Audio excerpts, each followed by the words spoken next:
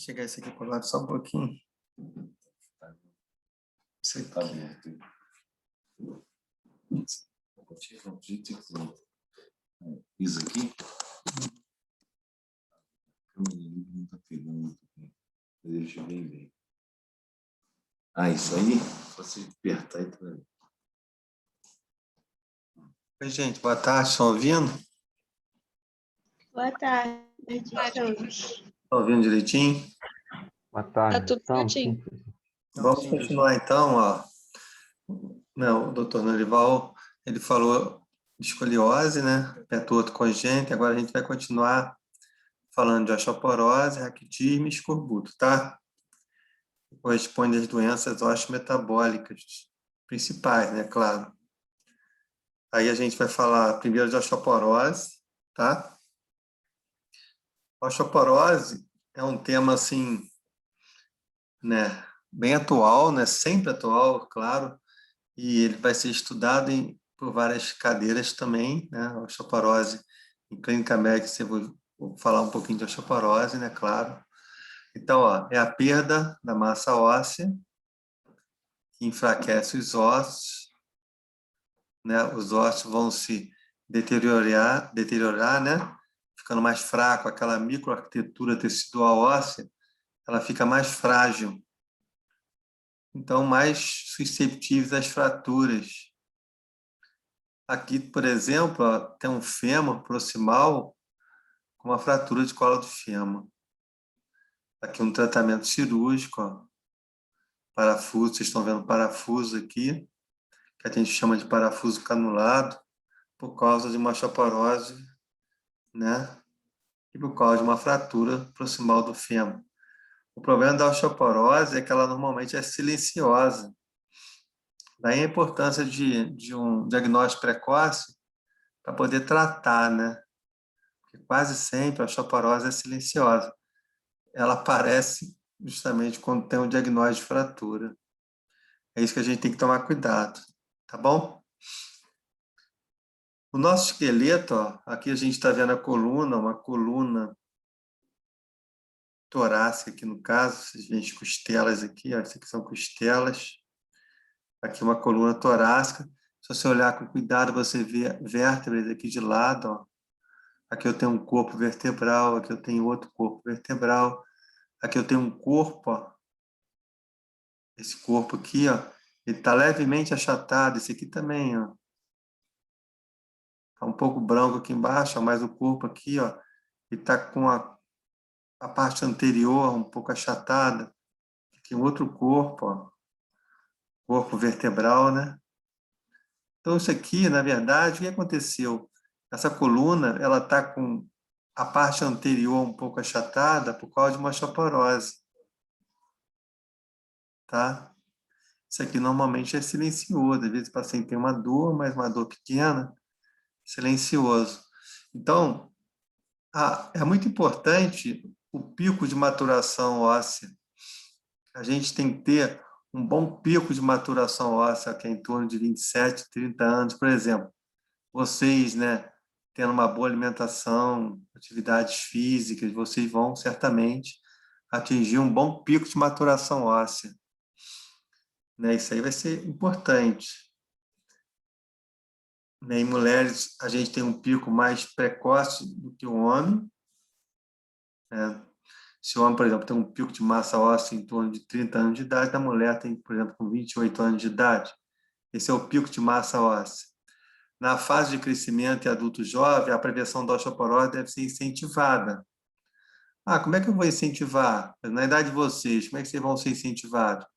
Prática de exercícios físicos, né? Atividade física regular, uma boa alimentação, para vocês alcançarem um bom pico de maturação óssea e, claro, muscular também. Por quê? Isso vai ser uma reserva. Reserva para quê? Para que a gente tenha envelhecimento saudável.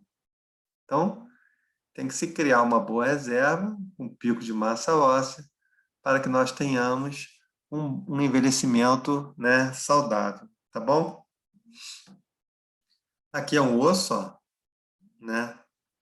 O nosso osso, ele tem uma parte orgânica, corresponde a 30% do osso, e a parte inorgânica corresponde a 70% do osso.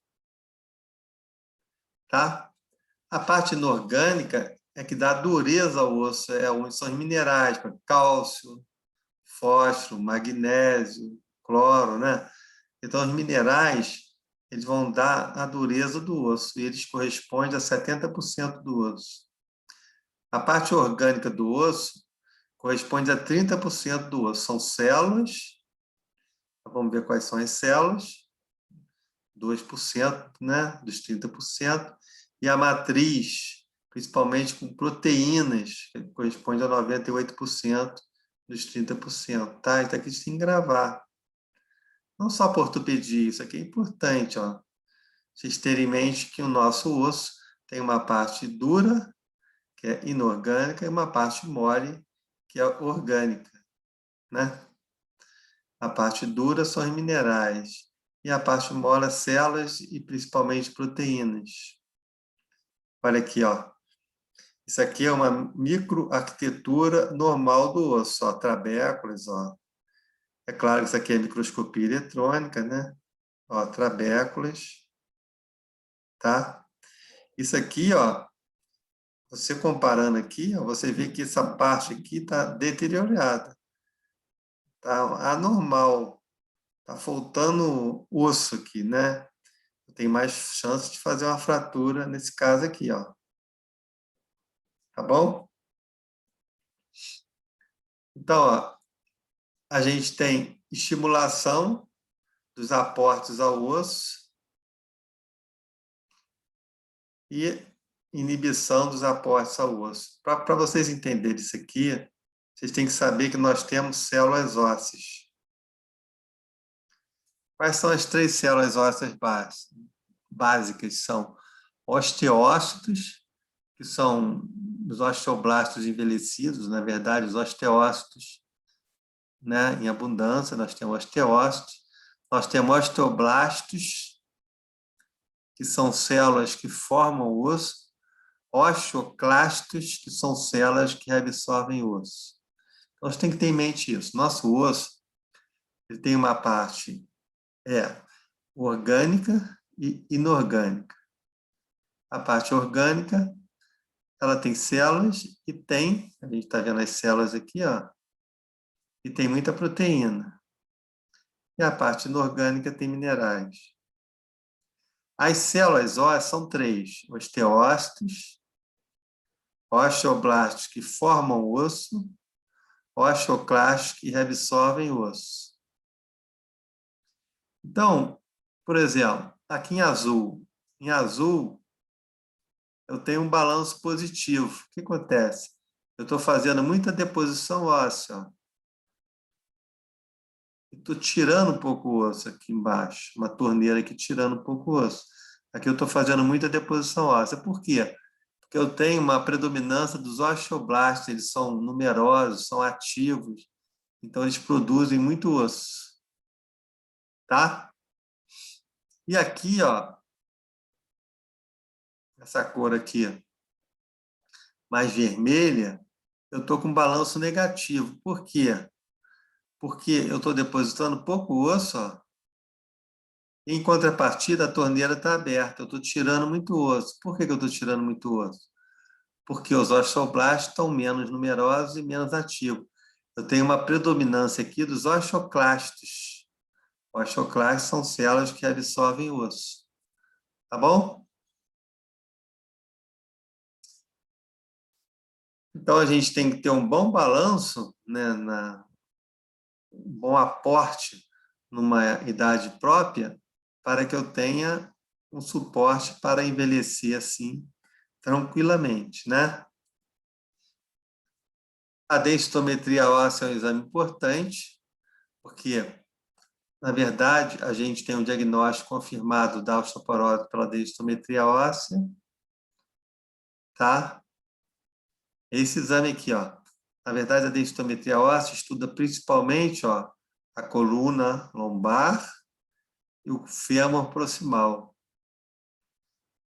São os 2 lugares preferenciais estudados nesse exame de densitometria óssea, tá? Isso aqui é uma curiosidade, ó. Os desvios em relação ao pico de maturação do esqueleto são denominados T-score. A gente não vai perguntar isso. O desvio padrão em relação à variação da faixa etária é chamado de Z-score. Então, o radiologista, com esses padrões, ele vai identificar se o paciente tem perda óssea ou se o paciente tem o osso normal. Os exames de densitometria óssea, né, ele estuda principalmente, ó, como a gente falou, a coluna lombar, as vértebras lombares e o fêmur proximal aqui, ó. Tá bom? Às vezes tem pessoas que estudam o punho também, mas preferencialmente a coluna lombar e o fêmur proximal.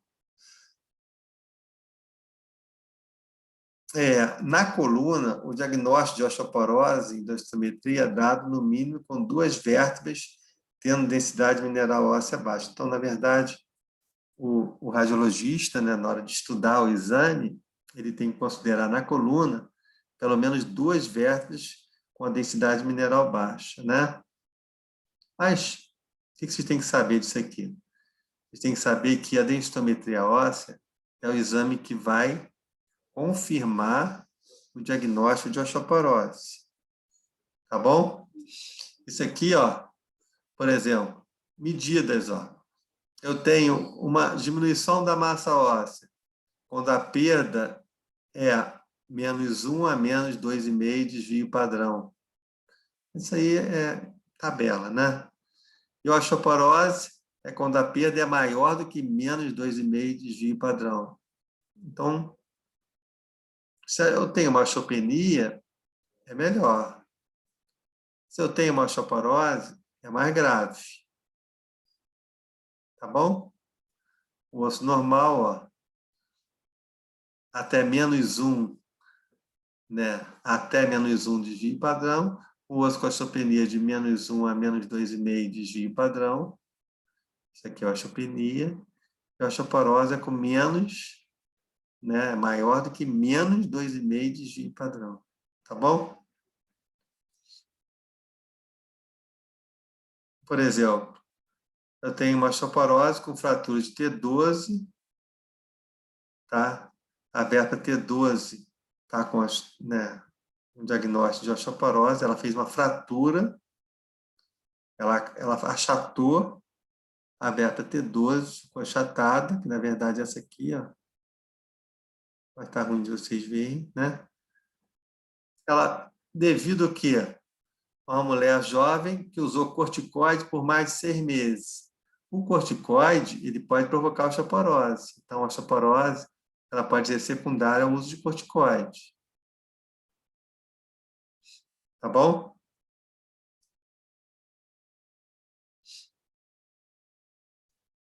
Então, é aquela foto do fêmur proximal, ó. Eu tenho aqui um fêmur proximal, ó, com uma fratura na região trocantérica, ó. Isso aqui é a cabeça do fêmur, o colo do fêmur, e aqui a região trocantérica. Está fraturada a região trocantérica. E aqui, ó, aqui eu tenho uma fratura no colo do fêmur. Essa aqui fica fora da cápsula, né, na região trocantérica, e essa fratura aqui fica dentro da cápsula. Ambas as fraturas aqui, elas foram causadas por osteoporose. Então, assim, quando a osteoporose é muito grave?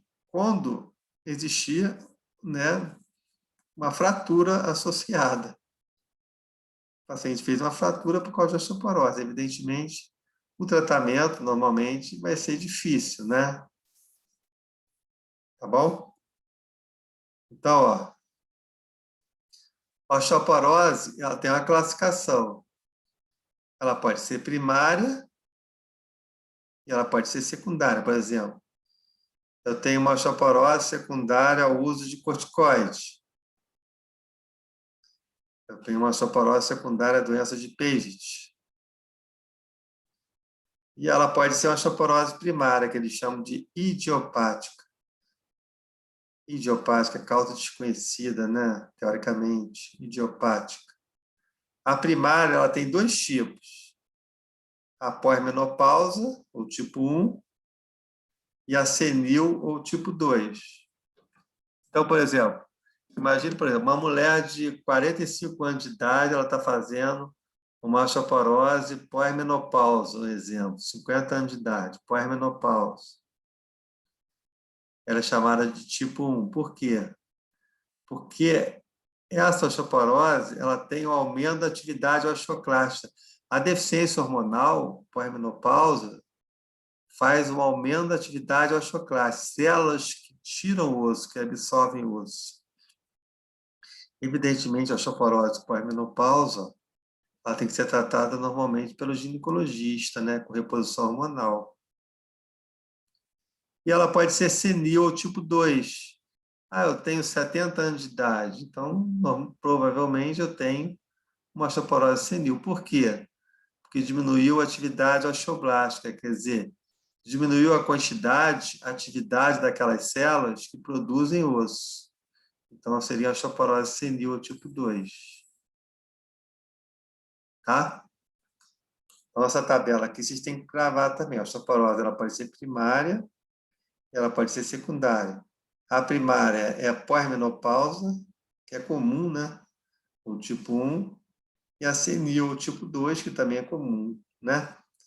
Aqui, ó, um indivíduo idoso, ó, que fez uma fratura do colo do fêmur, apareceu aqui, ó, no raio-x, ó, uma imagem sugestiva, aqui no AP,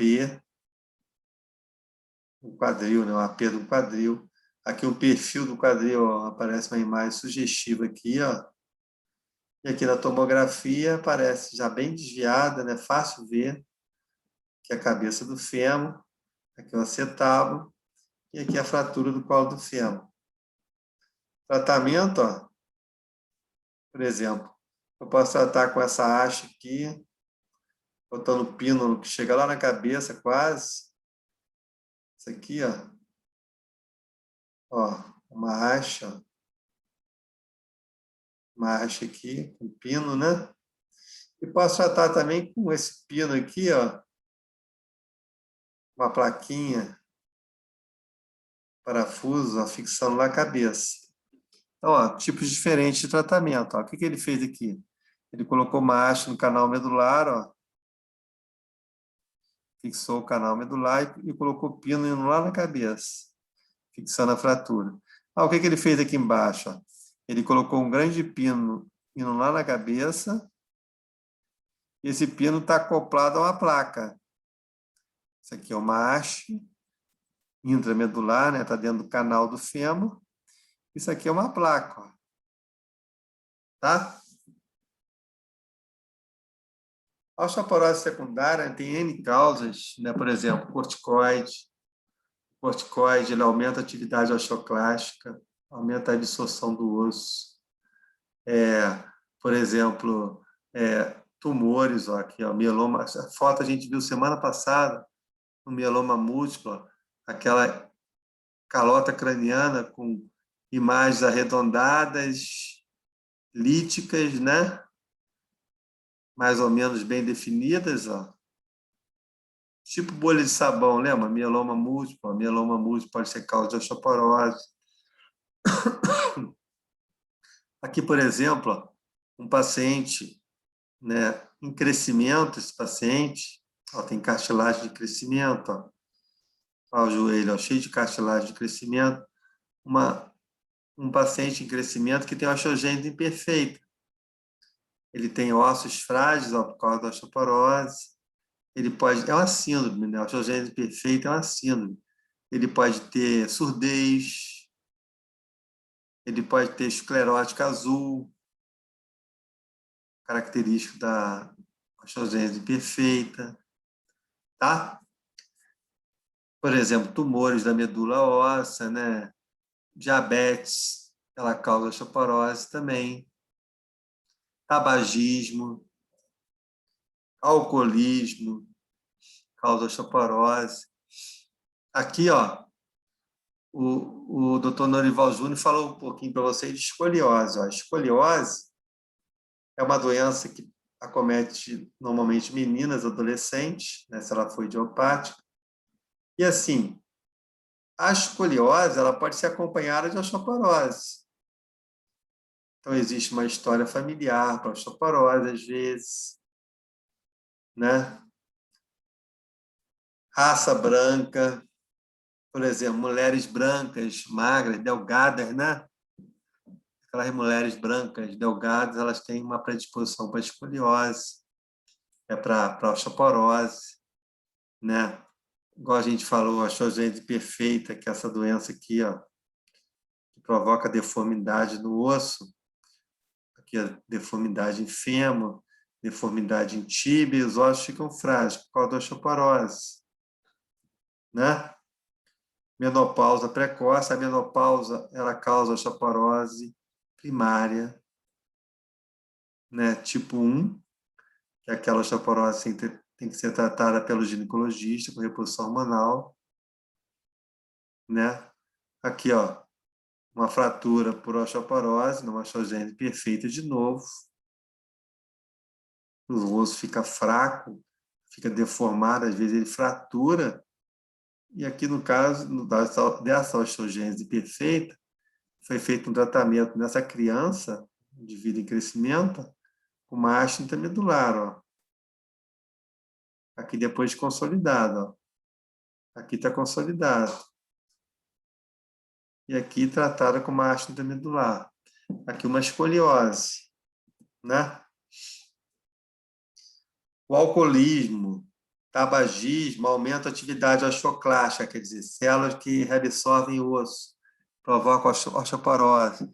O sedentarismo também. O sedentarismo é ruim, por quê? Provoca osteoporose. Má nutrição, né? A nutrição tem que ser adequada. Bastante ingesta de cálcio, por exemplo, fósforo, né? Então, situações, ó, por exemplo, cadeirante, ele certamente tem osteoporose, né? Astronauta não tem a gravidade, ele vai fazer osteoporose, tá bom? Osteogênese perfeita, aquela síndrome que a gente falou, ó, esclerótica azul, surdez e os ossos frágeis, que provocam fraturas, né? Artrite reumatoide, ó. Tá bom? Corticoides, ó, injeção de corticoides, doença do tireoide, da paratireoide. Então, N fatores podem causar osteoporose, né? Secundariamente.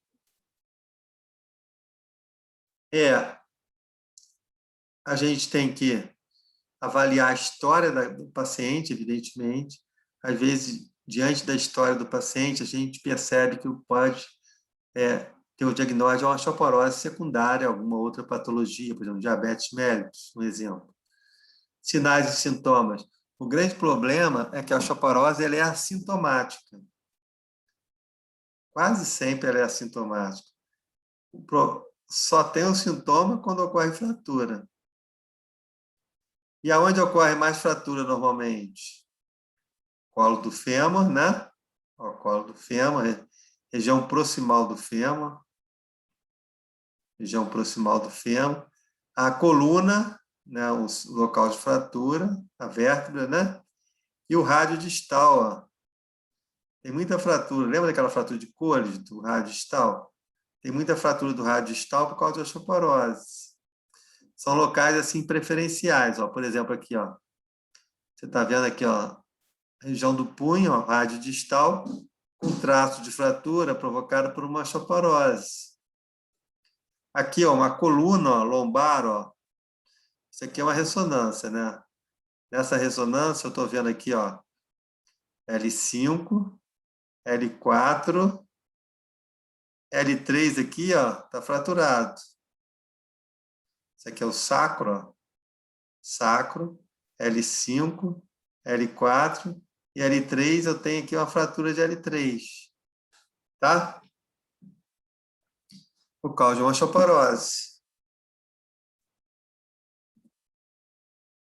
Né? Então, existe aqui, ó, por exemplo, região proximal do fêmur, fraturou, rádio distal, aqui nesse caso aqui, ó, o húmero proximal fraturou, aqui nesse caso aqui, costela fraturou por causa de osteoporose.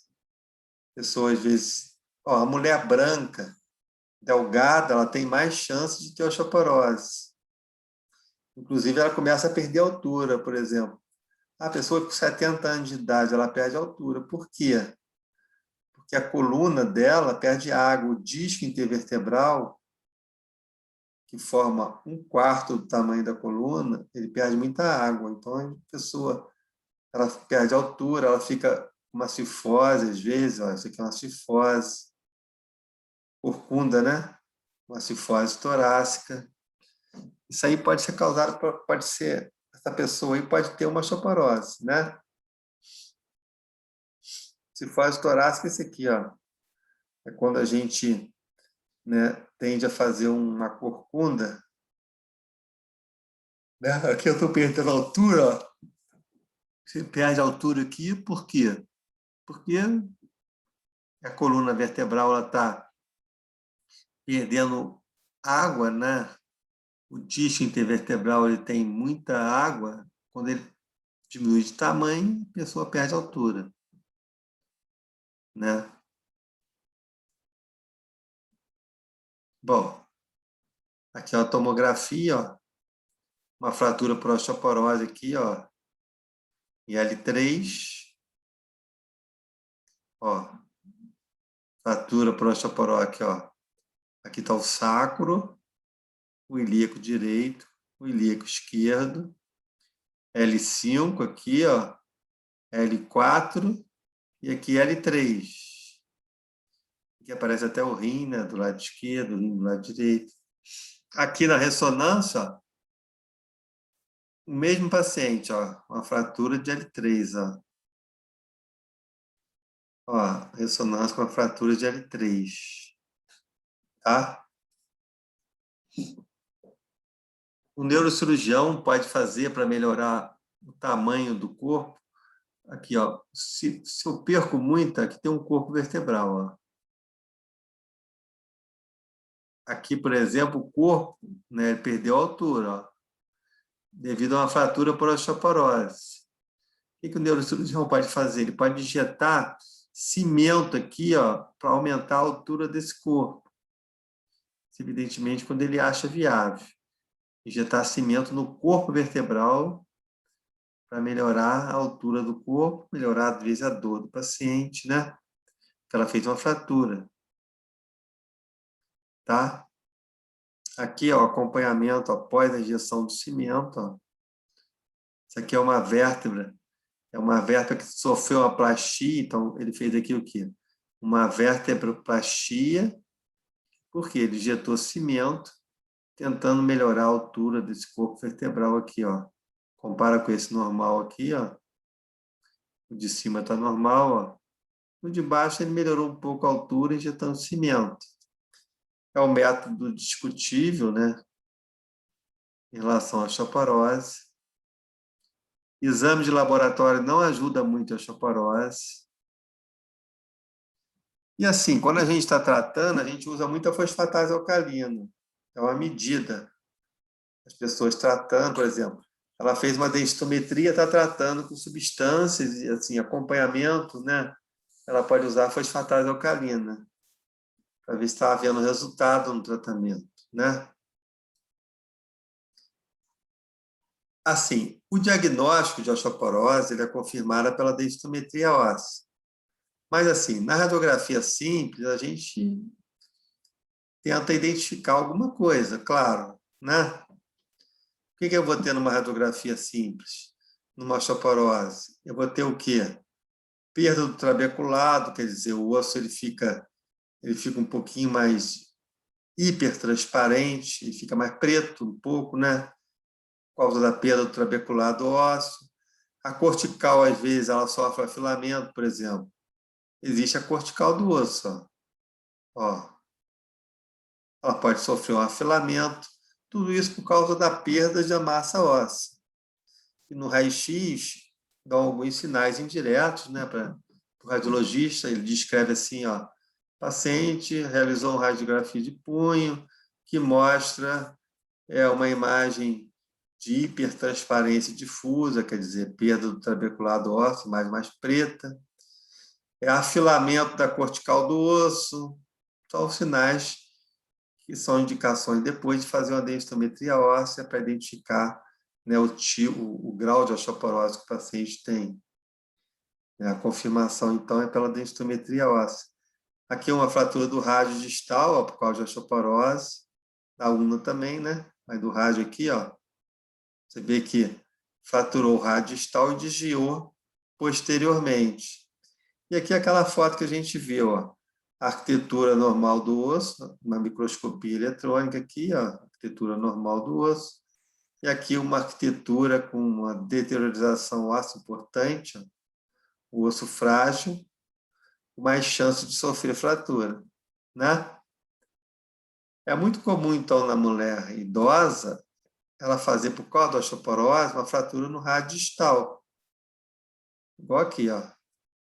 O rádio distal, ó, fraturou, ó, desviou para trás, ó. Aqui é a parte posterior, aqui é a parte anterior. O rádio distal desviou para trás, ele encurtou, né, ó. Foi feito o tratamento aqui, ó, com fixador externo, para punho. Um simples fixador externo, um pino aqui, ó, no antebraço, no rádio, o pino aqui, ó, no metacarpo, no segundo, né, metacarpo, justamente para tratar a fratura do rádio distal por causa de uma osteoporose. Tá? Então, a densitometria óssea é um exame caro. Evidentemente, o raio-x simples é muito mais barato. Ó, a densitometria óssea aqui, ó, na coluna, no colo do fêmur. Quem que vai fazer densitometria óssea? É igual tomografia, né? Nem todo mundo vai fazer. Então, ó, mulheres com deficiência de estrogênio, por exemplo, mulheres na menopausa, tem indicação de fazer densitometria óssea. Fator de risco. Imagina uma mulher de 60 anos de idade, branca, delgada, uma história familiar, ela tem um fator de risco. Exemplo, a gente está dando exemplo. Por exemplo, aqui, ó, indivíduos com terapia prolongada de corticoide, está usando corticoide, por exemplo, por causa de uma doença autoimune. Tem que fazer, de vez em quando, densitometria óssea, por exemplo. Uma adolescente de 16 anos está tratando escoliose com colete. Ela tem que fazer densitometria óssea. Doenças da paratireoide, doenças da tireoide. E se faz muita densitometria óssea todo ano, nos pacientes com uma osteoporose já confirmada que está tratando, né? Controle de tratamento da osteoporose. É uma boa indicação da densitometria óssea. É o controle, né? Você quer controlar, você usa a coluna, o fêmur proximal e às vezes o punho também. Tá bom? Como é que a gente trata? A gente trata com medicações, né, que a gente vai ver. Medicações, ó. Causas, né, por exemplo, se eu tenho uma osteoporose secundária a uma artrogripose, eu tenho que tratar a artrogripose, né? Não adianta eu tratar só a osteoporose, eu tenho que tratar a artrogripose. Eu tenho uma osteoporose secundária ao meu sedentarismo. Eu sou uma pessoa sedentária e desenvolvi a osteoporose, então eu tenho que tentar melhorar meu hábito de vida, tenho que tentar melhorar ter uma atividade física, tentar melhorar a minha nutrição, né? tá? Osteoporose, o ideal é a prevenção. Por quê? A prevenção evita fratura, então a gente tem que dar ênfase à prevenção. Lembrar daquilo que a gente falou logo no início, ó. O pico de massa óssea, a formação máxima de massa óssea. Vocês estão ainda em formação, vocês estão com balanço positivo, vocês estão formando osso, né, na verdade, quase todos vocês. Então, esse pico de massa óssea, que ocorre até os 30 anos de idade, é importante. Então, lembra disso, né, gente? Nutrição adequada, atividade física, ingesta adequada de cálcio, fósforo, vitamina D, né? Tudo isso para vocês terem um bom pico de massa óssea, tá bom? Aqui, ó. Peraí. Deixa eu tirar aqui.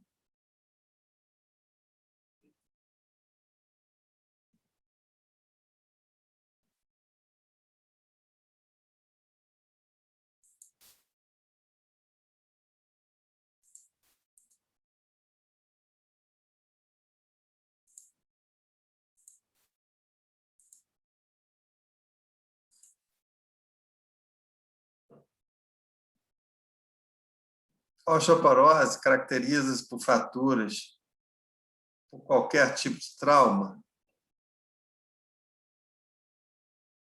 O osso se mantém com a qualidade normal durante o envelhecimento? Claro que não. Caracteriza-se por fraturas devidas a trauma leve ou moderado?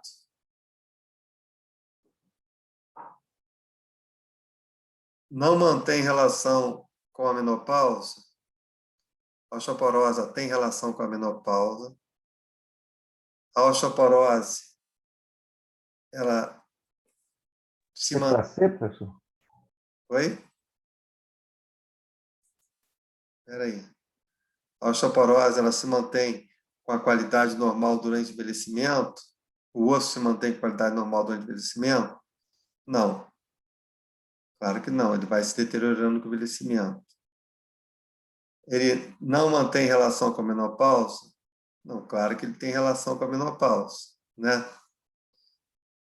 Caracteriza por fraturas, por qualquer tipo de trauma? Não, o osso normal, por exemplo, você pode ter um trauma forte que às vezes você não faz fratura. Então, ela caracteriza-se por fraturas devido a trauma leve ou moderado.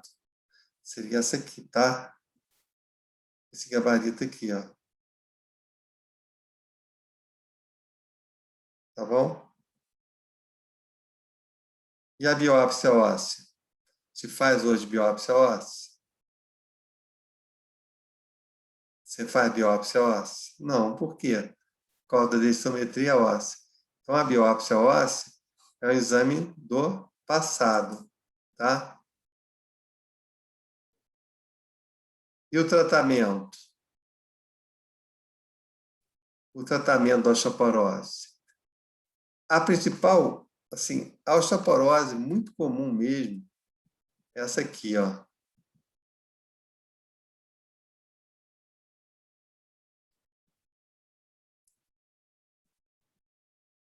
Essa osteoporose aqui, ó. Pós-menopausa ou tipo 1. Essa osteoporose, ela provoca o aumento da atividade osteoclástica, provoca o aumento da atividade das células que reabsorvem o osso. Então, eu tenho que tratar como? Eu tenho que tratar, ó, com terapia hormonal. E quem que faz a terapia hormonal? É o ginecologista. Uma terapia estrogênica pós-menopausa diminui muito o risco de fraturas do colo do fêmur, da parte proximal do fêmur, e muito mesmo as fraturas vertebrais, ó. 50% o risco de fraturas do fêmur proximal e 90% o risco de fraturas na vértebra. Portanto, a terapia de reposição hormonal é o tratamento mais fisiológico para a osteoporose. É o melhor tratamento para a osteoporose. É o que dá mais resultado. Evidentemente, né?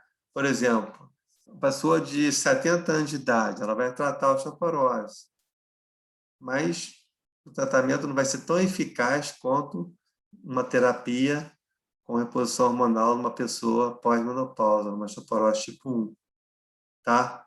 Eu estou tratando um mieloma múltiplo, que provoca osteoporose. O tratamento não vai ser tão eficaz quanto a terapia por reposição hormonal numa mulher pós-menopausa com osteoporose tipo 1. Tá bom? A terapia alternativa à reposição hormonal tem muitas, né? Por exemplo, agentes anti-reabsorção do tecido ósseo, quer dizer, agentes que atuam sobre qual célula? Esse agente aqui, ó. Quais células que reabsorvem o tecido ósseo? Osteoclastos. Agente que inibe os osteoclastos. Tá? Agentes que estimulam a formação óssea, quer dizer, agentes que estimulam qual célula? Osteoblastos. Por quê? A osteoblastos são células que formam o osso. Tá bom? Então, por exemplo, eu tenho aqui, ó, agentes que inibem a atividade osteoclástica, que são os mais usados. Depois da terapia de reposição hormonal, né, mulher pós-menopausa, osteoporose tipo 1, que o ginecologista faz reposição hormonal, essa aqui é a terapia mais usada. Ó.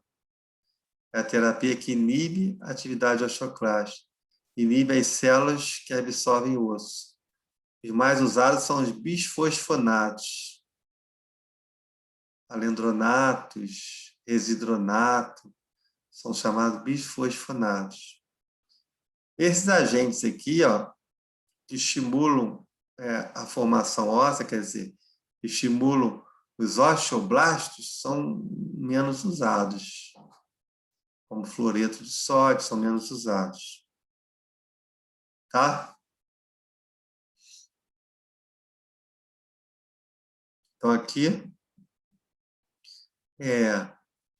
por exemplo, bisfosfonatos de uso oral, muito usados, né? Alendronato de sódio, a gente não vai cobrar para vocês, assim, especificamente qual substância é. Por exemplo, alendronato de sódio, você pode usar uma vez por mês, ou você pode usar uma vez por semana. Residronato de sódio também, você pode usar semanal, pode usar uma vez por mês, pode usar uma vez por semana. Né? Substâncias que usadas no tratamento da osteoporose. E os suplementos, né? Cálcio, vitamina D, são usados como suplementos. Atividade física, né? Sempre importante no tratamento. Tá? O raquitismo é uma doença da criança. Ó. A gente vai falar um pouquinho para vocês da parte ortopédica. O raquitismo, escorbuto. Ó. Escorbuto. Raquitismo, o que tem de ortopédico que vai ser importante?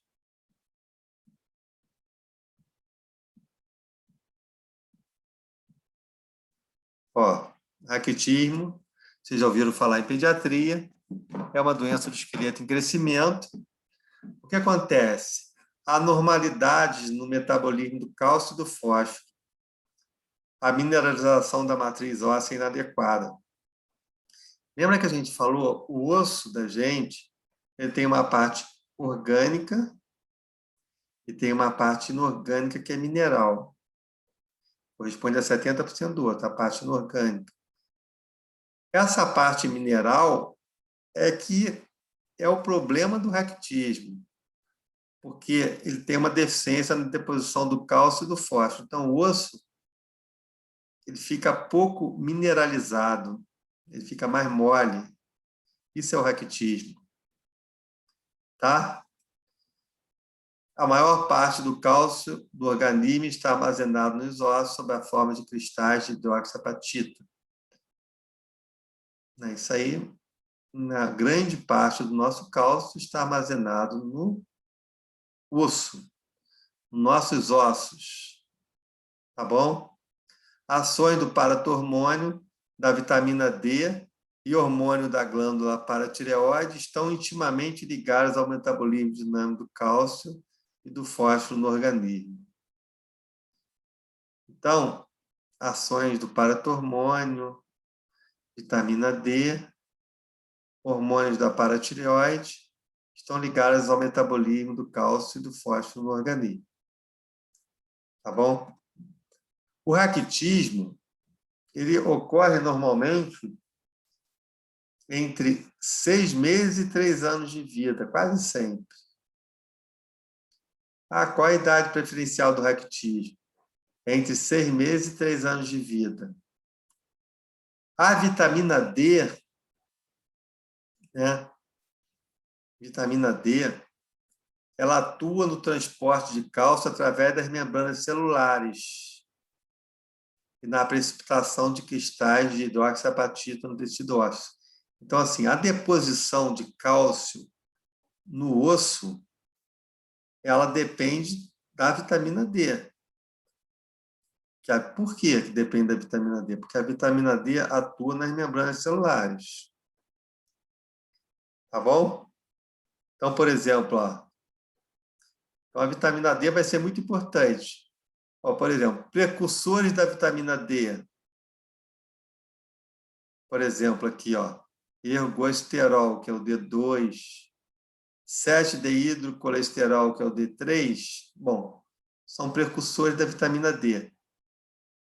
A vitamina, por exemplo, esse precursor aqui, 7-dehidrocolesterol, ele está presente na pele da gente, na derme e epiderme.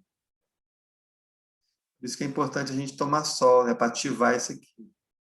Por exemplo, essa parte aqui, esse precursor da vitamina D, que é o ergosterol, ele está presente na nossa dieta. Por isso que é importante a gente ter uma dieta rica, né? Essas substâncias expostas à radiação ultravioleta dão origem a esteroides, tá bom? Outros esteroides. Mas vocês têm que ter em mente o quê? A vitamina D, ela vai ser importante, por quê? A vitamina D, ela atua no transporte de cálcio através das membranas celulares e na precipitação dos cálcios no osso. Então, ela vai ser essencial para a gente ter aquela reserva de osso, né, de cálcio no osso, sob a forma de cristais de hidroxiapatita. Então, a vitamina D vai ser muito importante para isso. O raquitismo, vocês vão ver isso em pediatria, ele tem um quadro clínico característico. Ele tem, crianças têm uma baixa estatura, criança apática, criança sempre sentada, aquela criança que não anda com 1 ano de idade, ela vai andar com 2 anos de idade, normalmente. Na história tem isso. Ela está sempre com alguma infecção associada, né? Diarreias, constipações. Ela tem essa história característica. Uma criança raquítica. Tá? No exame físico, a dentição está atrasada, como característica do raquitismo. Rosário raquítico são proeminência nas cartilagens costais, né? Elas ficam proeminentes na região anterior do tórax, abdômen distendidos. E, radiologicamente, a gente observa o que também? Ossos com deformidades, ossos encurtados, principalmente no joelho, né? Na região do joelho. Às vezes o joelho fica varo. As articulações ficam espessadas, né? Por exemplo, cotovelo, punho, joelho, tornozelo. Por que a articulação fica espessada? Porque o osso está amolecido e aquela região metafisária ela sofre um alargamento, por causa de, às vezes, pressão. Por exemplo, o membro inferior tem muita pressão, né? A pressão faz um alargamento daquele osso amolecido na região metafisária. Então, aparece um punho grosso, às vezes, joelho grosso, tornozelo grosso. Isso é característica da criança raquítica, igual aparece na imagem aqui, Uma criança com deformidade, ó, em membro inferior, chamada de quê? Geno varo bilateral, tá? Aqui aparece uma criança raquítica. Ele quer mostrar aqui que o joelho está assim alargado um pouquinho, né? O tornozelo um pouquinho alargado, o punho um pouquinho alargado. Isso faz parte de uma história de uma criança raquítica. Espessamento das articulações.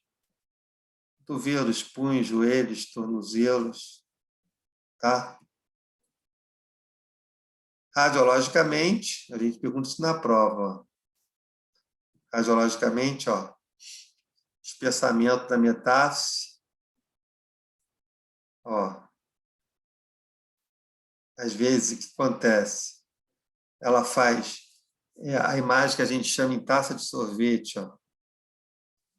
Isso aqui é a imagem de taça de sorvete, caracteriza a metáfise côncava. O que é isso? Isso aqui é a metáfise, por exemplo, aqui, ó.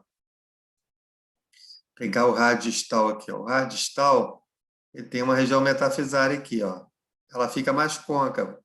Ah, por que ela fica mais côncava? Porque o osso está mais mole. Então, eles chamam isso aqui de imagem em taça de sorvete. Tá? Às vezes, aqui no fêmur, ó, o fêmur faz uma concavidade assim, ó. Por quê? Porque o osso fica mais mole. Então, eles chamam de imagem em taça de sorvete. Igual está aqui, ó, na una aqui, ó. A metáfise está bem côncava aqui, ó. Ela está simplesmente porque ela está mole. Eles chamam de imagem em taça de sorvete. Tá? São as metáfises côncavas. Espessamento e irregularidade na placa epifisária. Então, a placa de crescimento está aqui, ó.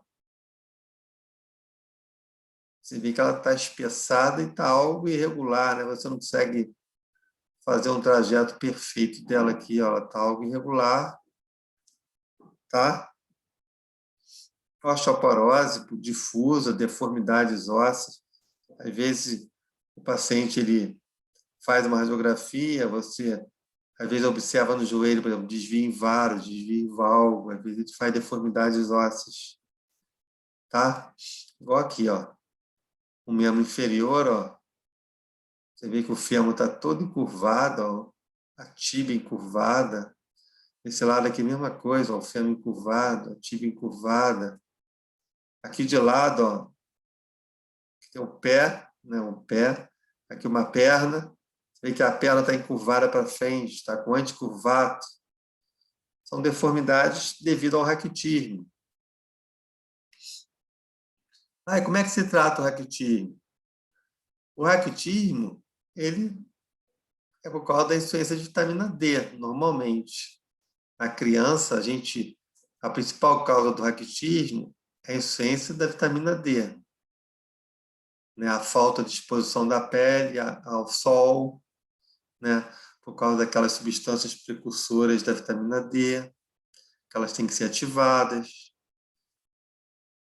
Então, o tratamento é feito pelo pediatra, ele administra vitamina D, ó, de 2.000 a 2.500 unidades de vitamina D, todo dia.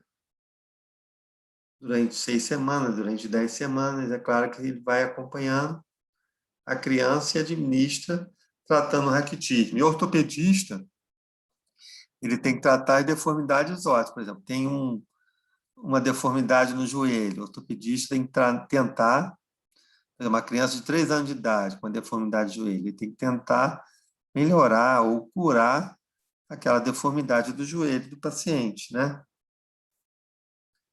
Outra doença osteometabólica que tem é o escorbuto. Escorbuto é esse aqui, ó. O escorbuto, o raquitismo, o osso tem a parte orgânica e a parte inorgânica, que é mineral. Então, o raquitismo é uma doença da parte mineral do osso. Pouca deposição de cálcio, fósforo. O escorbuto é uma doença da parte orgânica do osso. Tá? Então, o que é o escorbuto? Patologia causada pela deficiência de vitamina C. O ácido ascórbico é vitamina C no organismo, provocando alteração na função dos osteoblastos, células formadoras de osso. Essa alteração na função dos osteoblastos leva a uma falha na produção do tecido osteoide do osso, que é aquele tecido orgânico do osso, né? Que é aquela parte orgânica do osso. Então, isso é o escorbuto. Tá, gente? Então, a deficiência do ácido ascórbico provoca uma elaboração inadequada do colágeno, que altera a resistência dos capilares. Essa parte orgânica do osso, ela é dependente de quê? De células, osteócitos, osteoblastos, osteoclastos, e do colágeno, de proteínas, colágeno, principalmente. Então, a criança com escorbuto, ela tem o quê? Uma elaboração inadequada do colágeno. Isso altera a resistência dos capilares e o osso sangra, passa a sangrar mais por causa disso. Raramente é mais comum o raquitismo que o escorbuto. Atualmente são raros casos de escorbuto, estando restritos a regiões climáticas desertas e populações carentes. No nosso meio, por exemplo, é muito difícil, né, o diagnóstico de escorbuto. Qual o quadro clínico? Lembra um pouco a criança raquítica. A criança com escorbuto é uma criança mais nova um pouco. A criança com raquitismo, a criança, por exemplo, principalmente de 6 meses a 3 anos de idade. A criança com escorbuto, ela tem uma incidência menor. Por exemplo, a criança tem de 6 meses a 1 ano e meio, mais ou menos, normalmente. Criança irritada, mesma coisa, ó, diminuição do peso, né? Aquela falha entre altura e peso e estatura. É uma criança que parece que tem menos idade do que realmente ela tem. Febre, hemorragia gengivais por causa das hemorragias. Ó. As hemorragias, elas são mais comuns no escorbuto porque ele altera a resistência dos capilares devido a um problema na proteína colágeno, que é abundante, né, na parte orgânica do osso. Então, ele começa a fazer hemorragias gengivais, gastrointestinais, debaixo do periósteo do osso. Criança irritada, criança que às vezes não anda, eles chamam de pseudoparalisia, hipotonia muscular, né? Articulações sempre fletidas, tá? E, radiologicamente, no raquitismo, a gente vê muita osteoporose, a gente vê muita deformidade, a gente vê imagem em taça de sorvete, que são aquelas imagens côncavas. E no escorbuto, a gente vê radiologicamente isso aqui, ó. Eles chamam, isso aqui é, às vezes, questão de concurso, e a característica do escorbuto, ó, o que aconteceu? Ele sangra muito, escorbuto. Por exemplo, o osso sangra porque tem alteração da resistência dos capilares. Então, o que ele fez aqui? Ele começou a sangrar e elevou o periósteo. Ele elevou o periósteo. Aí começou a calcificar o osso aqui embaixo do periósteo. Aqui, ó, desse lado aqui do fêmur, ó. Bem característico. Aqui, ó, eles chamam isso aqui, ó, elevou o periósteo, começou a calcificar aqui no fêmur. Eles chamam de imagem fantasma. Essa imagem fantasma é quase que característica do escorbuto. São hemorragias subperiosteais calcificadas. Isso aqui, ó. Elevou o periósteo, começou a calcificar embaixo. Aí eles chamam de imagem fantasma. Tá? Uma outra coisa que acontece no escorbuto é a linha cartilagem de crescimento, ela fica mais branca. Por quê? Por que a cartilagem de crescimento da gente fica mais branca? No escorbuto. Aqui eu tenho uma cartilagem de crescimento, ó, distal do fêmur. Aqui eu tenho uma cartilagem de crescimento proximal da tíbia. A minha cartilagem de crescimento ela tem camadas, ó, repouso, proliferação, calcificação, tá? Ó, repouso, proliferação, maturação e calcificação. Calcificação é útil. São 4 camadas: repouso, proliferação, maturação e calcificação.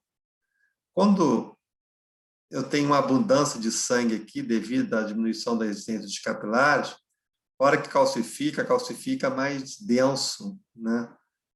Então, a linha de crescimento do escorbuto, ela fica mais densa, né? Devido àquelas 4 camadas, né?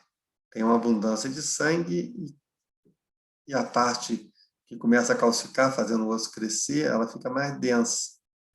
Então, eles chamam de linha branca de Frank. Então, o escorbuto ele tem a osteoporose, assim como o raquitismo, mas ele tem, assim, quase que característico dele, o que é a imagem fantasma e a linha branca de Frank. Ó. Tá? Isso aqui, ó, imagem fantasma. Essa é o sangue calcificando embaixo do periósteo, chama de imagem fantasma. E a linha branca de Frank, que é a linha mais branca, correspondendo aqui à cartilagem de crescimento. Tá? Então, osteoporose, né? Igual no raquitismo, ele tem osteoporose difusa. E o tratamento também pelo pediatra é um déficit de vitamina D. Ó. Então, o que o pediatra faz? Ele administra vitamina, é um déficit de vitamina C, né? Desculpa, déficit da vitamina C. O pediatra administra o quê? Administra vitamina C. Administração oral ou parenteral de 100 a 200 miligramas por dia de vitamina C. Tá, gente? Ouviram? Alguém quer perguntar alguma coisa? Eu quero. Não, professor, não importa. Professor, é possível ocorrer a associação de osteoporose tipo 1 e 2? Tipo 1 e 2? É, Assim, digamos que tem uma pessoa pós-menopausa, a osteoporose, eles citam muito a osteoporose pós-menopausa, que é uma das mais comuns, né? Devido à pós-menopausa na mulher, que tem que se fazer ingestão de hormônios, né, certos, normalmente pelo ginecologista. Mas digamos que a mulher trate a osteoporose, com 50 anos de idade, pós-menopausa, começa a tratar, fique bem. Ela vai acompanhando com a densitometria, fique bem. Fica assim, com 70 anos de idade, ela começou a desenvolver uma osteoporose tipo 2, que eles chamam de senil. Aí seria uma deficiência daquelas células, né? Aumenta as células, as células que absorvem o osso. Então, a causa vai ser outra causa. É possível, na mesma pessoa. A pessoa trata uma fase da vida um tipo, aí em outra fase da vida vai ter que tratar outro tipo de osteoporose, né? É possível, sim. Tá? E as duas são relativamente comuns, né? Tanto a pós-menopausa quanto a senil, né? A pessoa de 80 anos, certamente, ela vai ter osteoporose, né? Ainda mais com a nossa expectativa de vida aumentando. Alguém quer perguntar alguma coisa? professor, e a mulher que tem contraindicação para terapia hormonal, como que a gente conduz esse tratamento da osteoporose dela? Aí vai ser uma coisa mais específica da especialidade, da ginecologia e obstetrícia. Mas, assim, se ela tem contraindicação a algum tipo de hormônio, ela vai ter que, né, fazer uma terapia com substâncias, por exemplo, que aumenta a atividade, né? Por exemplo, o fluoreto aumenta a atividade dos osteoblastos, né? para melhorar a massa óssea, mas assim, seria uma coisa mais específica do tratamento do próprio ginecologista. Se a mulher tem alguma contraindicação ao uso de hormônio, né? Por causa de algum tumor que possa, né? Às vezes a mulher tem um tumor associado, né? E não posso usar o hormônio por causa disso, tem um outro tipo de doença. Essa é uma coisa mais específica do ginecologista, tá? Tá bom, Alguém quer obrigada. perguntar alguma outra coisa? Professor, você pode botar a gravação das aulas no APA, por favor? Tá. Vocês têm as 4 primeiras, vocês têm, até semana passada vocês têm, não tem? Não, não tem nenhuma da P2 no APA. Tá, pode deixar então. Pode Tá deixar bom, que a gente vai obrigada. botar. Obrigado, gente.